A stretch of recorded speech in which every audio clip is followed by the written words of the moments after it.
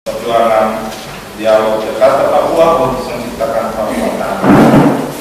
Karena itu kesempatan ini saya kira kita para alumni yang masih ada di sini juga bersama-sama melihat bahwa ini juga salah satu bentuk untuk kita mengembangkan secara berulang-ulang cita-cita yang pernah dirumuskan oleh para pendiri kita.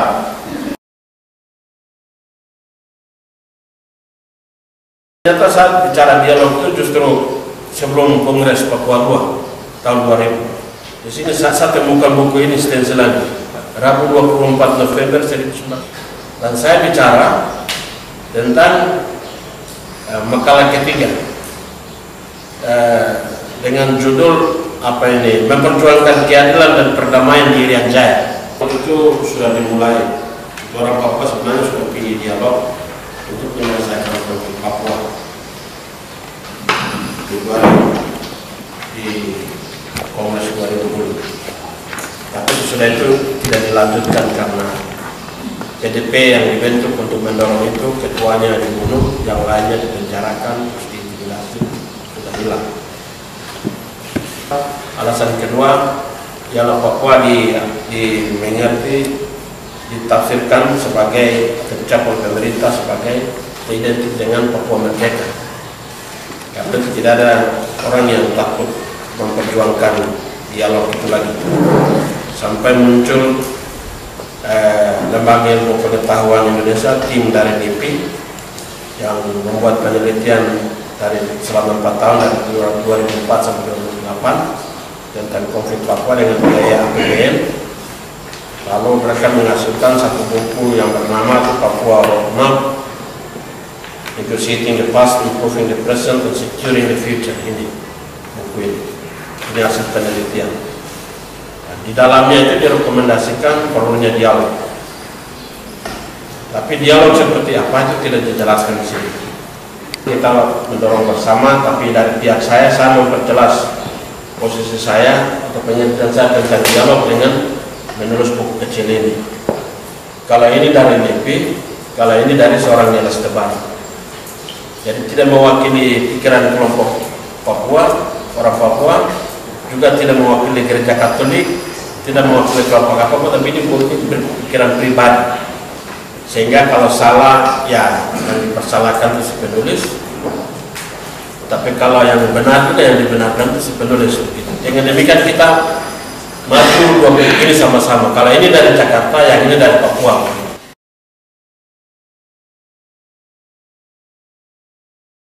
Keterlibatan saya di dalam perjuangan dialog di Papua Tanah Damai ini dipengaruhi oleh keberadaan saya sebagai orang Mele di Papua, orang yang pernah mengungguli dunia jurnalistik, orang yang belajar musikologi.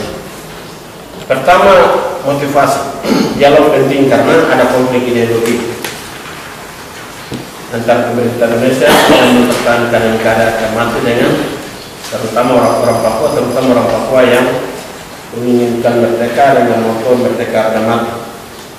Ini sudah 50 tahun persoalan ini. Konflik ini mengakibatkan rasa saling curiga dan tidak percaya. Bukan hanya pada pemerintah terhadap orang Papua, tapi juga antara orang Papua dan dari luar yang ada di sini, pemilihan itu ada suasana itu, kecurigaan, tidak percaya. Juga ada korban nyawa. 20 tahun banyak orang meninggal karena konflik ini. Masyarakat sipil menjadi korban, polisi ada semua tentara juga jadi korban. Kalau konflik itu masih ada, mungkin masih akan ada korban lagi. Tapi juga menambah proses pelaksanaan pembangunan di sejumlah tempat. Tidak ada rasa memiliki, baik pemerintah pusat maupun orang Papua tidak mempunyai rasa memiliki terhadap kebijakan khusus ini. Itu akibatnya karena ini bukan hasil diskusi bersama. Maka karena rasa tidak memiliki, orang Papua ketika melihat itu tidak dilakukan, mereka kembalikan saja. Itu bukan KMP, karena tidak rasa memiliki. Tapi pemerintah Indonesia juga karena tidak rasa memiliki, maka ketika mengeluarkan suatu kebijakan yang bertentangan dengan otonomi khusus, dia malah mempertahankan bahwa itu benar. Dia tidak merasa bersalah. Orang Papua itu ada suatu kekhawatiran bahwa Indonesia sudah masa depan dalam NKRI. Mereka besok bilang kami akan habis. Masih bisa didiskusikan tentang pandangan itu. Ada paradoks juga. Daerahnya kaya, sumber daya alam, tapi rakyatnya miskin.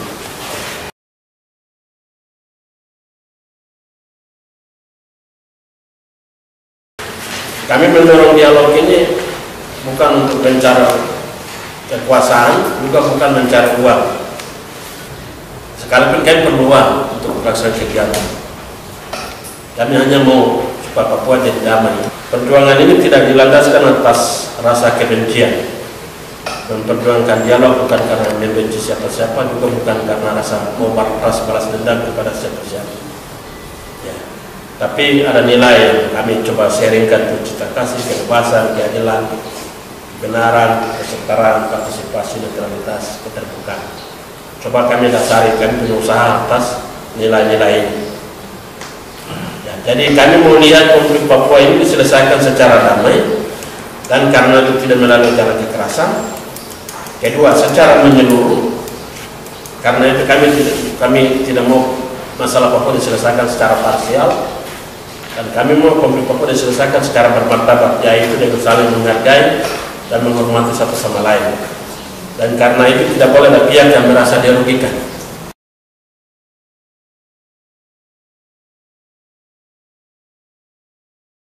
Dua target. Target pertama itu mendapatkan dukungan yang seluas-luasnya dari masyarakat sipil di tanah Papua dan para pejabat dan serta politisi di Jakarta tentang pentingnya dialog Jakarta Papua sebagai sarana untuk menemukan solusi terbaik terhadap konflik Papua. Karena itu kami merekrut orang yang rela bekerja demi dialog damai tanpa upah. Kami kumpulkan orang-orang ini, lalu dalam satu kami bertemu terus kami punya kelompoknya, kami mau namakan apa? Cari nama, akhirnya kami dapat Papua Peace Network. Namanya Papua Peace Network. Tapi tidak bisa, ini di Indonesia. Karena harus nama Indonesia, ya terjemahkan saja dari Inggris itu, jadi jaringan dari Papua. Orangnya kita dari Papua dan Jakarta, kami dorong sosialisasi bersama. Kami merumuskan supaya semua satu suara, merumuskan konsep dialog yang kami tawarkan kepada semua itu dalam buku saku ini, tawaran konsep dialog. Kemudian kami semua anggota masuk punya ini dan menjelaskan tentang dialog yang ada di dalam buku ini. Realisasi konsep dialog itu kami buat melalui seminar, konsultasi publik. Sampai 2011 Juli kami buat 26 konsultasi publik, baik untuk Papua maupun untuk yang dari paguyuban, peluncuran buku, diskusi tertutup, diskusi terbatas, diskusi publik, dialog interaktif di televisi, konferensi pers, konferensi perdamaian, dan pertemuan pribadi. Kami juga melaksanakan kunjungan pribadi ke sejumlah orang untuk menjelaskan konsep dialog ini. Dalam bertemu dengan mereka, tawarkan konsep dialog. Ada yang setuju, ada yang tidak setuju, ada yang lama-lama bersetuju, ya, ada yang tidak setuju sampai sekarang dan tidak apa-apa. Tapi juga mendorong pendekatan inklusif dan partisipasi dari semua kelompok termasuk kepentingan. Baik dalam kami mendorong baik dalam tahapan pra-dialog, dialog, dan juga nanti pasca dialog. Tentu dengan peranan yang berbeda-beda. Jadi singkatnya, untuk mencapai target yang pertama ini, mendapatkan dukungan seluas-luasnya dari masyarakat sipil, kami menggunakan banyak pertemuan terbuka. Orang-orang yang mendukung dialog ini juga mereka menolak kekerasan. Itu yang kami lihat. Babak yang kedua, itu target kedua. Pertanyaannya begini, kalau Jakarta sudah setuju, Presiden sudah bilang ya kita berdialog, orang Papua juga mau berdialog, terus kenapa dialog tidak jadi, belum dimulai? Ini sekarang masuk ke jawabannya di target yang kedua. Menghasilkan pemahaman yang sama tentang dialog Jakarta-Papua yang tertuang dalam sebuah kerangka acuan dialog. Kerangka acuan ini yang belum punya. Tentang tujuan, target, tempat, fasilitator, mediator, monitoring, itu semua guru punya pendapat dan berbeda. Karena itu sekarang kami punya pertemuan tertutup yang lebih banyak. Kalau dulu tahap pertama dulu pertemuan terbuka, sekarang diskusi-diskusi tertutup. Buat diskusi tertutup, brainstorming 2 kali, Jakarta dan Papua. Pertemuan itu yang kita bahas tentang dialog-dialog ini. Tapi itu bukan dialog yang kita maksudkan. Ini untuk mempertemukan beberapa pihak yang moderat dari Papua dan moderat dari Jakarta. Karena radikal dari Papua dan radikal di Jakarta kita tunggu dulu, tidak dibakar.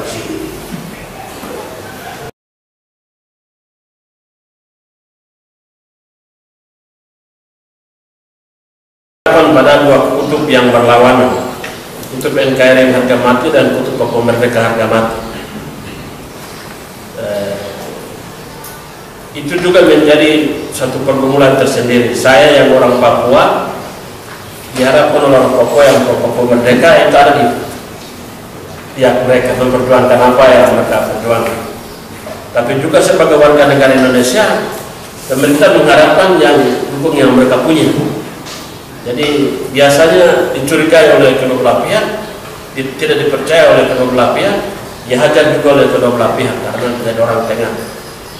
Tapi sudah itu resiko kita alami. Karena hanya bilang ya, pokoknya Papua jadi tanah damai. Masih ada kekhawatiran, kecemasan, ketidaktentraman dari kedua belah pihak yang belum diakomodir dalam suatu kerangka acuan. Lalu terakhir belum ditemukannya kriteria yang dapat digunakan untuk membahas dan menentukan tempat, fasilitator, mediator, dan lain sebagainya.